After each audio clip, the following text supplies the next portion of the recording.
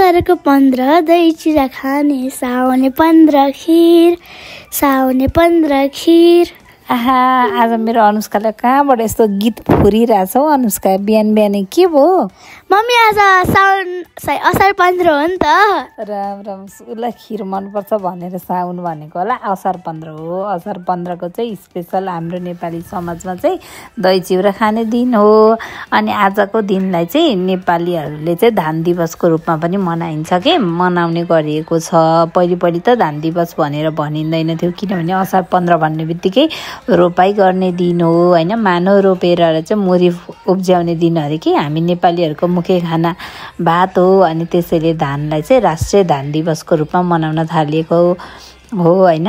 अनि पहिले चाहिँ त रोपाई गर्नेहरू बाजा बजाएर कस्तो रमाइलो हुन्थ्यो अरे कि। जस्तै पञ्चे बाजा बजाएर रोपाईहरू गर्ने थियो अरे। रोपारहरूलाई चाहिँ यसरी दही चिउरा केरा अनि यो सिजनको फल आँप दिने चलन थियो अरे कि। हामीहरू पनि बिहानै यसरी तयारी गऱ्यौँ होइन। मैले खानाको पनि तयारी गरिरहेको थिएँ। ठुलोबा ठुलो मम्मी आउनु भएको छ नि त झापाबाट।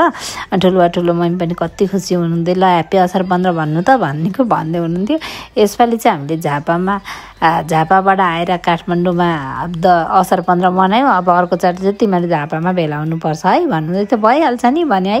त्यसपछि अनुष्का चाहिँ खाना खाएर गयो स्कुलतिर होइन। अनि त्यसपछि चाहिँ यहाँनिर मेरो भान्जी नन्दहरू पनि आइपुग्नु भयो होइन। अनि त्यसपछि हामीले खानासाना खायौँ। अनि म चाहिँ वाकमा गएँ कि कस्तो रोपाई भइरहेछ कि भनेर ठिमीतिर गएको। आज त के रोपाई त अस्ति सकिसकेको रहेछ क्या। अस्ति जाँदाखेरि पनि रोपाई भइरहेको थियो नि त। त्यस्तै भेट्न पाउँछु कि भनेर गएको, पाइएन। त्यही पनि यहाँ अनुष्का स्कुलबाट आयो।